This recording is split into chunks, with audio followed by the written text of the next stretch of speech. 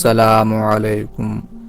حضور اکرم صلی اللہ علیہ وآلہ وسلم کو اپنے نواسوں حضرت حسن اور حضرت حسین رضی اللہ تعالی عنہم کے ساتھ جو غیر معمولی محبت تھی وہ دنیا میں کسی خوش قسمت کے حصے میں نہ آئی۔ آپ نے بڑی ناز و نعم کے ساتھ ان شہزادوں کی پرورش فرمائی، کبھی آغوش شفقت میں لیے نکلتے تو کبھی دوش مبارک پر سوار کیے ہوئے برآمد ہوتے، ان کی ادنا تکالیف پر بے قرار و مضطرب ہو جاتے۔ حضرت حسن رضی اللہ تعالی عنہ ابھی صرف 8 ہی سال کے تھے کہ یہ بابرکت سایہ آپ کے سر سے اٹھ گیا۔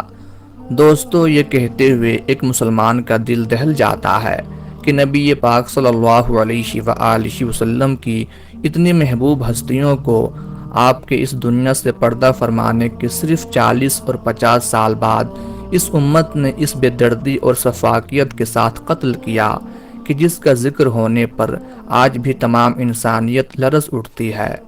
حضرت امام حسین رضی اللہ تعالی عنہ کی شہادت اور ان کے اہل خانہ پر ڈھائے جانے والے مظالم سے تو صرف مسلمان ہی نہیں بلکہ دنیا بھر کے لوگ واقف ہیں۔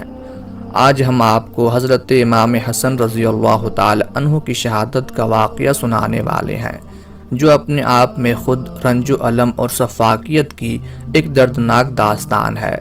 حضرت امام حسن رضی اللہ تعالی عنہ کی وفات زہر کے باعث ہوئی تھی۔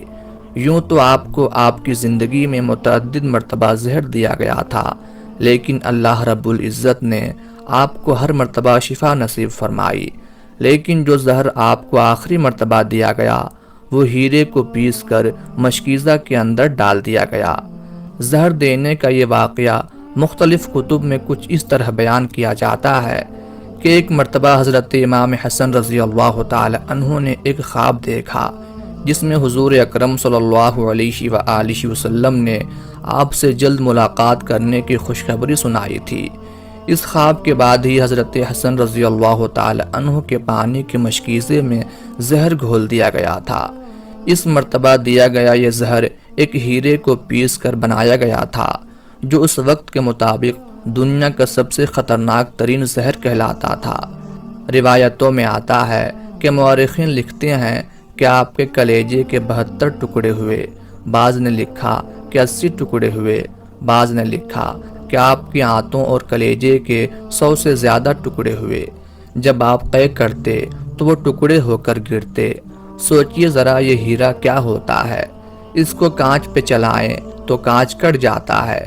جب کلیجے ٹکڑے ہو کر گرنے لگے تو امام نے حضرت حسین رضی اللہ تعالی عنہ کو بلانے کا حکم دیا تاکہ کچھ نصیحت کر دوں۔ حضرت حسین رضی اللہ تعالی عنہ آئے اور حالت دیکھ کر گلے مل کر خوب روئے اور کہا، اے بھائی بتاؤ آپ کو زہر کس نے دیا؟ امام حسن رضی اللہ تعالی عنہ نے دریافت کیا کہ کیا آپ اسے قتل کرنا چاہتے ہیں؟ امام حسین رضی اللہ تعالی عنہ نے جواب دیا، جی ہاں۔ فرمایا، بھائی مجھے جس پر شک ہے اگر وہی ہے تو اللہ بہترین انتقام لینے والا ہے، اور شک کی بنیاد پر کسی کو قتل نہیں کیا جا سکتا، کیونکہ میں نام لوں گا تو تم قتل کر دو گے، اور شک کی بنیاد پر کسی کو قتل نہیں کیا جا سکتا، اللہ بہترین انتقام لینے والا ہے۔ بہرحال جب صبح ہوئی اور لوگ جمع ہونے لگے تو اس وقت امام حسن نے کہا کہ حسین میرا چہرہ کیسا نظر آ رہا ہے؟ امام حسین رضی اللہ تعالی عنہ نے روتے ہوئے فرمایا، آپ کا چہرہ ہرا ہو گیا ہے۔ امام حسن نے جب سنا کہ میرا چہرہ ہرا ہو گیا ہے تو مسکرا کر فرمایا، حسین یاد ہے نانا کی حدیث معراج مکمل ہو گئی ہے۔ اس تکلیف میں بھی مسکرایا ہے حسن جس تکلیف میں لوگوں کی ساری خوشیاں چھین جاتی ہیں۔ لوگوں نے پوچھا کہ حدیث معراج کیا ہے؟ فرمایا کہ جب میرے حضور معراج پر گئے اور ہماری پیدائش بھی نہیں ہوئی تھی تو نانا معراج پر جنت کی سیر کر رہے تھے تو جنت میں 2 محل دیکھے، ایک ہرا تھا اور ایک لال تھا۔ اس وقت رضوان جنت نے کہا کہ یا رسول اللہ، جاتے جاتے اپنے شہزادوں کے محل بھی دیکھ جائیں جن سے پوری جنت کا حسن دوبالا ہوتا ہے۔ حضور نے فرمایا، یہ ہرا کس کا ہے اور لال کس کا ہے؟ کہا، لال تو حسین رضی اللہ تعالی عنہ کا ہے اور ہرا حسن رضی اللہ تعالی عنہ کا ہے۔ میرے حضور نے پوچھا کہ رضوان یہ تو بتاؤ کہ حسن کا ہرا کیوں اور حسین کا لال کیوں؟ تو رضوان کی گردن جھک گئی، آنکھوں میں آنسو آ گئے۔ اہل بیت کی محبت میں رضوان جنت بھی روتا ہے، جبکہ جنت میں کوئی رو نہیں سکتا۔ جنت وہ ہے جہاں رویا نہیں جاتا۔ لیکن یہ شہادت حسنین ہے، اسے جب جب بھی یاد کیا جاتا ہے تو رضوان جنت بھی روتا ہوا نظر آتا ہے۔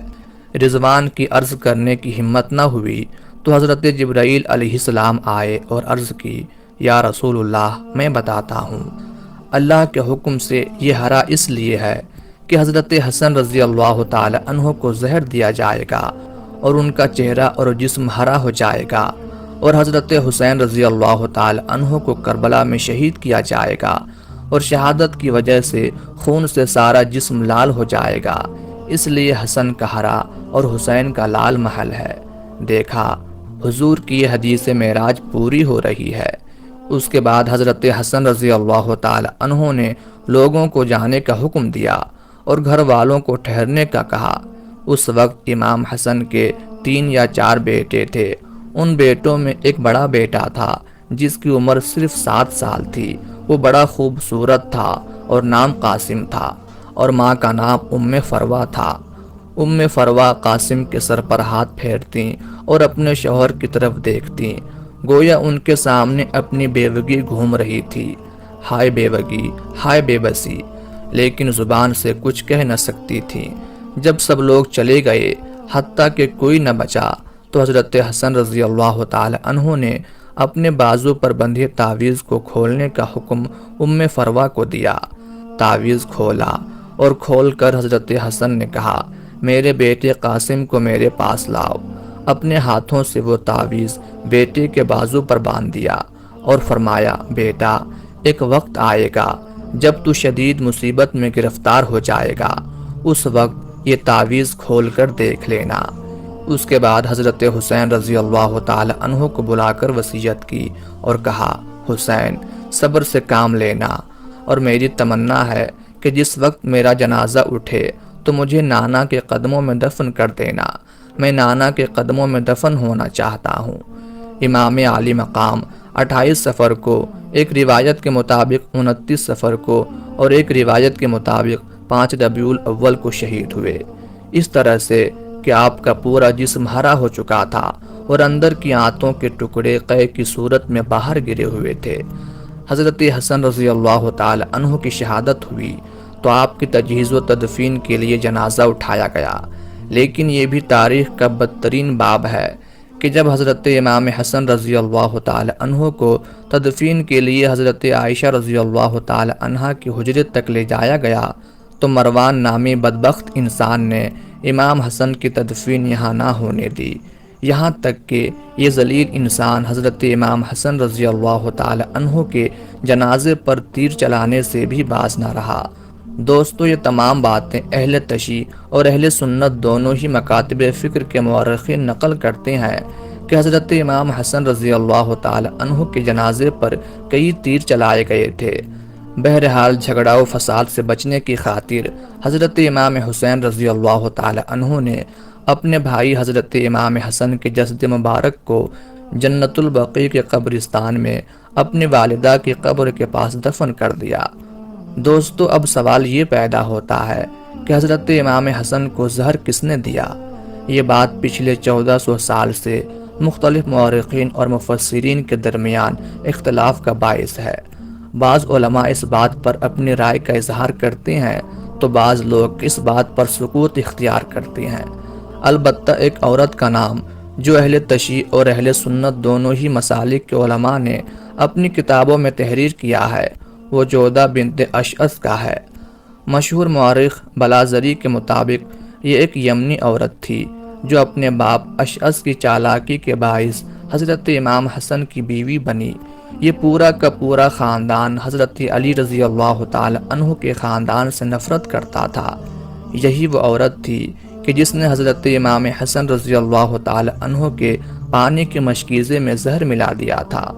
دوستو، مورخین اس سے آگے اور بھی شخصیات کے نام لیتے ہیں کہ جن کے کہنے یا اکسانے پر یہ زہر دیا گیا تھا، لیکن ہم اس متنازع موضوع سے دور رہتے ہوئے یہیں پر سکوت اختیار کرتے ہیں۔